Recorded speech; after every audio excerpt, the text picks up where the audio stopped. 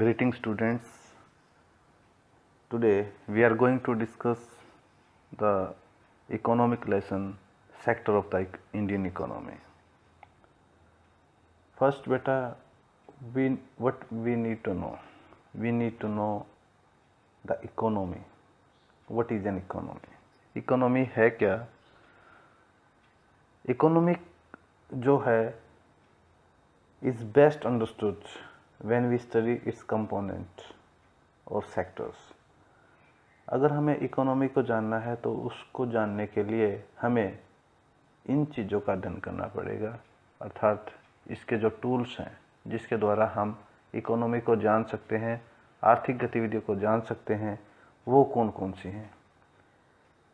Sectoral classification can be done.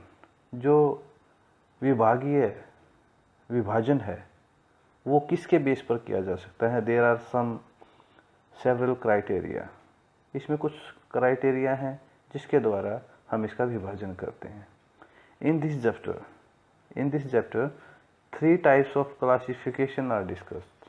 इसमें 3 तरह के जो विभाजन है वो डिस्कस किए गए हैं, वो वार्तालापित किए गए हैं. First one, that is primary, secondary और tertiary activities. Second one, organized and unorganized sector. Third, public and the private sector. We can take some few examples to prove 3 type of components which are the base of classification sector in the Indian economy. The students may be familiar to and relate them to their daily life. वो इससे अपनी life को relate कर पाएंगे. जो example हम देंगे वो उनकी लाइफ से, उनकी गतिविधियों से, उनकी डेली लाइफ से जुड़े हुए. It is important to emphasise the changing role of sector. और हमें उन चीज़ों पर भी जोर देना है जिसके कारण जो ये विभाग हैं, जो इनका रोल है, जो इनकी भूमिका है, वो चेंज हो रही है. This can be highlighted further by drawing attention of the students to the rapid growth of service sector. और हम जो बच्चों की ध्यान है वो भी जो रैपिड ग्रोथ है सेक्टर की, इकोनॉमी की जो बढ़ रही है, उसकी तरफ भी हम ध्यान भेजेंगे. तो हम कह सकते हैं कि जो rapid growth of service sector है वो बढ़ रहा है, जिससे लोगों का ध्यान वहाँ पर खींचने की ज़रूरत है. एंड द स्टूडेंट्स में need to familiarised with the few fundamental concept such as GDP. GDP है क्या? जीडीपी है gross domestic product, employment, etc. Such things, it is very difficult to understand, but it is necessary to understand this concept, especially GDP, gross development product. By understanding this, we can understand the Indian sector economy.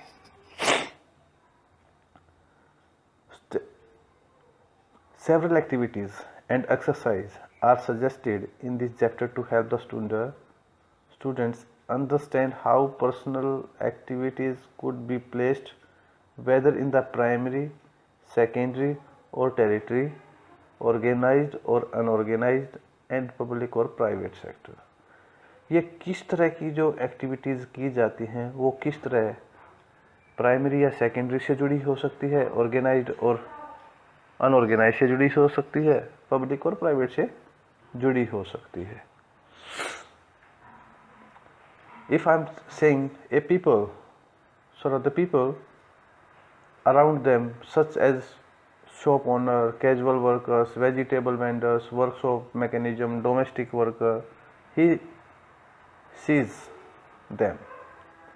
To know more about how they live and work. हम हमें समझना है कि वो जो लोग हैं वो कैसे रहते हैं और कैसे काम करते हैं। And this type of information the students can be encourage to develop their own classification of economic activities. इनको जानकर जो बच्चे हैं अपने तरह की क्लासिफिकेशन कर सकते हैं, उनका विभाजन कर सकते हैं, उनको विभाजित कर सकते हैं। The important issue of highlighted is about the problem caused by the changes in the role of sector. We can take the example of unemployment and what is the government can do to solve it. हम एक बड़ा example ले सकते हैं इसको सुलझाने के लिए, बच्चों को समझाने के लिए कि जो एम्प्लॉयमेंट है, जो रोजगार है, और जिन लोगों के पास रोजगार नहीं है, those person who are unemployed, what type of the steps our government are taking to solve that problem. उस प्रॉब्लम को सोल्व करने के लिए किस तरह के जो तथ्य हैं या किस तरह के जो हम कह सकते हैं स्टेप हैं वो आवर गवर्नमेंट ले रही है उनको सोल्व करने के लिए, उस चीज़ को ख़त्म करने के लिए। जो declining importance of agriculture and growing importance of industry and services should be related to the experience of children by taking more example that they may observe in their day-to-day life. Information derived from the media could be used for the purpose. You may encourage the student to bring important cuttings and stories for the newspaper. The students can cut some stories from the newspaper and relate to the sectors. Then they can define what is the sector of economy and what type of problems are coming and which type of steps our government are taking to resolve that one. जो sources of information है क्या? The sources of information हम कह सकते हैं the handbook of statistics on Indian economy. It is valuable source of GDP. GDP का जो सबसे बड़ा सोर्स है वो आंकड़े हैं, भारतीय आर्थिक आंकड़े जिसे हम कह सकते हैं। And other information related the Indian economy, और अन्य आंकड़े हो सकते हैं, अन्य सूचनाएं हो सकती हैं जो जीडीपी से जुड़ी हुई है। The employment figure are based on data taken by the 25 yearly और maybe surveys on employment and employment conducted by the national sample survey. There are many organisation which figure out the data yearly, 5 yearly. It means they draw the data, और जो data organised किया जाता है, लिया जाता है और exit किया जाता है, उसमें बहुत सी एजेंसियां होती हैं जो उन डाटा को एकत्रित करती है, कोलेक्ट करती है। वो गवर्नमेंट ऑफ इंडिया के डाटा भी हो सकते हैं, NSSO के डाटा भी हो सकते हैं। NSS है क्या? National sample survey organisation. और जो मिनिस्ट्री ऑफ स्टैटिक्स है, planning and programme of implementation है, ये सारे क्या करते हैं? डाटा को इकट्ठा करते हैं।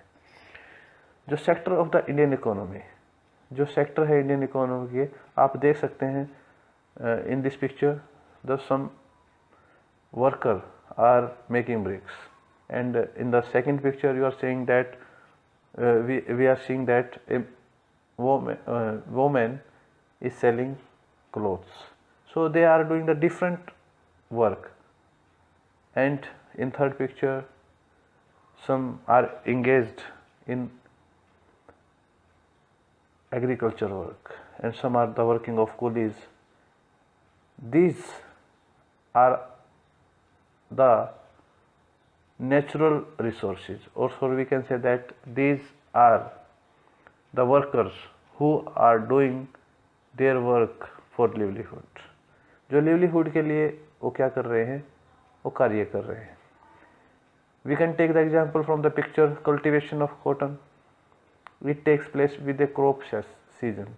ये एक मुख्य रूप से जो सीजन होती है क्रॉप्स की, उसमें वो यूज की जाती है। जो ग्रोथ ऑफ कॉटन प्लांट है depends mainly but not entirely on natural factor like rainfall, sunshine and climate. The product of this activity, cotton is a natural product Similarly, in the case of activity like dairy, we are dependent on biological process of the animal and availability of fodder. इसी प्रकार हम जो कह सकते हैं, अगर एक पशु को पाला जाता है तो उसके जो सोर्स होते हैं पालने के लिए, वो फॉडर चारा होता है और बायोलॉजिकल प्रोसेस होता है. The product here milk is also natural product. जो मिल्क है वो भी एक नेचुरल प्रोडक्ट है. Similarly minerals and ores are also natural products.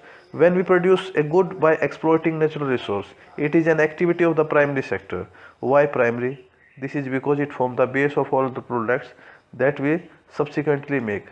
Since most of the natural product we get from agriculture, dairying, fishing, forestry, this sector is also called agriculture and related sectors. So, this was the primary sectors and the secondary activity or the secondary sector covers agricultures in which natural products are changed in the other forms through the way of manufacturing that we associate with industrial activity. It is the next step after primary. जो secondary activities में क्या होता है कि दूसरे product को यानी first product को सेकेंड प्रोडक्ट में बदल दिया जाता है और उसकी कीमत में वृद्धि हो जाती है. जो इंडस्ट्रियल एक्टिविटी है वो मैन्युफैक्चरिंग से जुड़ी हुई है और ये जो एक्टिविटी है प्राइमरी एक्टिविटी के बाद दूसरी एक्टिविटी है. The product is not produced by nature but it has to made and therefore some process of manufacturing is essential. This could be in a factory, a workshop or at home. I am taking the example of a cotton fiber. From the plant, we spin and yarn and weave cloth. Using sugarcane as a raw material, we make sugar or gur or jaggery. We convert earth into, it means clay, into bricks and use bricks to make houses and buildings. Since this sector gradually become associated with a different kind of industries that came up, it is also called the industrial sector. These workers or these activities are also called the industrial sector. After primary and secondary, there is a third category. पहली और दूसरी category के बाद एक third category आती है जिसे हम टेरिटरी एक्टिविटीज़ कहते हैं और that falls under territory sector and it is different from the above two. और ये दोनों से काफ़ी अलग होती है. These are activity with the help of development. और जो एक्टिविटी है किससे जुड़ी है? डेवलपमेंट से जुड़ी हुई है. कौन सी जुड़ी हुई? प्राइमरी और सेकेंडरी जो एक्टिविटीज़ है उनके डेवलपमेंट से जुड़ी हुई होती है. For example, goods that are produced in the primary और secondary sector would need to be transported by trucks और trains and then sold in the wholesale और रिटेल शॉप. जब हम पहली और दूसरी क्रियाओं के बाद जब किसी वस्तु को उसे एक महत्वपूर्ण इसेंशियल उसमें जोड़ दिया जाता है, फिर उसे ज़रूरत पड़ती है ट्रांसपोर्ट की. और जो ट्रांसपोर्ट है वो टेरिटरी एक्टिविटीज़ में आता है. फिर उसमें उसको ट्रक में लाद कर उन्हें बाज़ार में बेचने के लिए भेज दिया जाता है. तो हम कह सकते हैं कि जो रिटेलर शॉप के पास जो भेजा गया ये एक नेसेसरी स्टेप है to store these in godowns. We also may need to talk the other our telephone or send letters, communications or borrow money from banks to help production and trade. Transport, storage, communication, banking, trade are some example of territory activities. Transport है, communication है, banking है, trade है, ये तीसरी प्रकार की क्रियाओं के एग्जाम्पल हैं, उदाहरण है. तो हम कह सकते हैं since these activities generate service, red color, black hair, then goods, the tertiary sector is also called the service sector. तो इसे हम सर्विस सेक्टर के नाम से जानते हैं. जो सर्विस सेक्टर है उसमें कुछ और इसेंशियल सर्विसेज आती हैं जो डायरेक्टली तो हेल्प नहीं करती, that may not directly help in the production of good. For example, we require teacher, doctor and those who provide personal services such as washermen, barbers, cobblers, lawyers and people to do administrative and accounting works. In the recent times, certain new services based on information technology such as internet cafe, ATM booths, call center, software companies have become important. वो बड़ी महत्वपूर्ण चीज़ें होती हैं जो हमारे कार्य में भाग लेती है. Comparing द थ्री सेक्टर, अगर इन चीज़ों को हम कंपेयर करें तीन सेक्टर्स में, the various production activities in the primary, secondary and territory sector produce a very large number of goods and services. ये तीनों कुल मिलाकर एक बहुत बड़े श्रृंखला को जन्म देती हैं जो सर्विस सेक्टर से आती है। All these three sector have a large number of people working in them to produce these goods and services. इसमें हजारों और करोड़ों लोग इन तीनों सेक्टरों में जुड़े होते हैं जो इन से सर्विस को प्रोवाइड करते हैं और गुड्स को प्रोड्यूस करते हैं। और in economy there could be one or more sector which are dominated in terms of total production and employment, while other sectors are relatively small in size. कुछ जो इकोनॉमी पर बहुत बड़ा डोमिनेशन रखते हैं, चाहे वो प्रोडक्शन के रूप में है चाहे एम्प्लॉयमेंट के रूप में है, जबकि कुछ अन्य सेक्टर हैं जो समाज साइज के रूप में जुड़े हुए होते हैं। और how do we count the various goods, और किस तरह हम सामान को और सर्विसेज को and know the total production of each sector, और किस तरह उनकी टोटल प्रोडक्शन को हम जान सकते हैं। With so many thousands of goods and service sector, this is impossible task. Not only with the task to be enormous, you might also wonder how can we add up cars and computers and nails and furniture. I won't make sense. You are right in thinking so. To get around this problem, economists suggested that the value of goods and services should be used rather than adding up the actual number. For example, if thousands of kilo wheat is sold in 8 rupees per kilo, the value of wheat will be 80,000 rupees. The value of 500 coconuts at per 10 per coconuts will be 50,000. Similarly, the value of goods and services in three sectors are calculated. जैसे हम कह सकते हैं कि जो goods और services जो produce किए जाते हैं, ये यू माइट थिंक, यस अगर तुम शायद सोचते हो तो this is an impossible task, तो ये एक असंभव टास्क है। Not only would the task be enormous, और ये बहुत बड़ा भी नहीं होता। यू माइट आल्सो वंडर, और हम संभवतः बहुत वंडर हैरान होते हैं, how can we add up cars and computers, किस तरह कार और कंप्यूटर को ऐड करें, नेल और फर्नीचर को करें। तो हम एक सेंस ले सकते हैं, इट वॉन्ट मेक सेंस, तो हमें एक सेंस नहीं पता लगती। लेकिन हम जब इसके बारे में सोचते हैं कि इस प्रोग्राम के बारे में जाते हैं, तो इकोनॉमिस्ट हमें सजेस्ट करते हैं कि वैल्यू ऑफ गुड्स बढ़ती कैसे है, एक सामान को किस तरह बेचा जाए कि उसकी जो वैल्यू है गुड्स की वो बढ़ जाए। तो मैंने बताया कि अगर 10,000 किलो गेहूँ को 8 रुपये किलो बेचा जाए तो उसकी वैल्यू 80,000 रुपये हो जाएगी, और 5,000 कोकोनट को 10 रुपये के हिसाब से बेचे जाए तो उसकी वैल्यू 50,000 हो जाएगी। इसी तरह जो वैल्यू ऑफ गुड्स और सर्विसेज है वो तीनों सेक्टर को कैलकुलेटेड करती है और उनको जोड़ती है, उनके एडिड करती है। हम कह सकते हैं कि there is one precaution one has to take, not every good that is produced and sold need to be counted. It makes sense only to include the final goods and services. हम इसमें केवल उन्हीं चीज़ों को include करते हैं जो final goods होती हैं, आखिरी जो सामान होता है, और जो सर्विसेज होती हैं। हम आपको एग्जांपल दे रहे हैं। I am taking the example, a farmer who sells wheat to a flour mill for ₹8 per kilo. The mill grinds the wheat and sells the flour to the biscuit company for 10 rupees kilo. The biscuit company uses the flour and things such as sugar and oil to make 4 packets of biscuit. It sells biscuit in the market to the consumer 60 rupees kilo, rupees 15 per packet. Biscuit are the final goods, that is good that reaches the consumer. अब आटा बेचा गया, पहले गेहूँ उगाया गया, गेहूँ company को बेचा गया, फिर उसके आटा पीस कर एक बिस्किट कंपनी को बेचा गया, आखिर में उससे जो कुछ चीज़ें मिलाकर उससे बिस्किट तैयार किया गया, तो ये आखिरी यानी फाइनल गुड्स कहलाता है, जो आखिर में उस प्राइमरी चीज़ से बनाया गया प्रोडक्ट, और जो फिर वो कंज्यूमर तक पहुंचता है।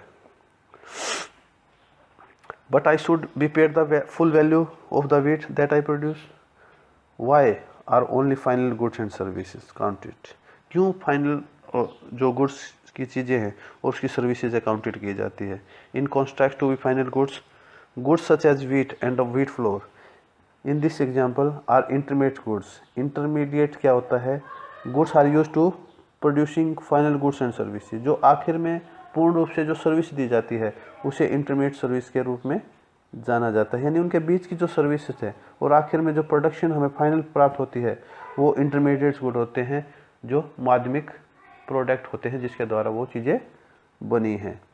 The value of final goods already including the value of the intermediate goods that are used in making the final goods, hence the value of ₹60 for the biscuits final good. जो आखिर में उसकी कीमत तय होती है गुड्स और services की, उसको फाइनल गुड्स की सर्विस बोलते हैं, जो already the value of floor ₹10, जो 10 रुपये के आटे से शुरू होती है। Similarly the value of others intermediate goods would have been included, और उसके बीच में जो भी वैल्यू होती हैं जिन्हें इंक्लूड किया जाता है, to count the value of flour and wheat separately, जो जब आटा बनाने से पहले गेहूँ और उन दोनों के बीच को अलग अलग करके जब हम देखते हैं, because then we would be counted the value of the same thing a number of times, उनको अलग अलग हम काउंट कर सकते हैं लगातार। फर्स्ट एज व्हीट, पहले उसे गेहूँ के रूप में, फिर उसे आटे के रूप में, फिर आखिर में उन्हें बिस्किट के रूप में। So thank you students, more topic will discuss, okay, so good bye and thank you, have a nice day.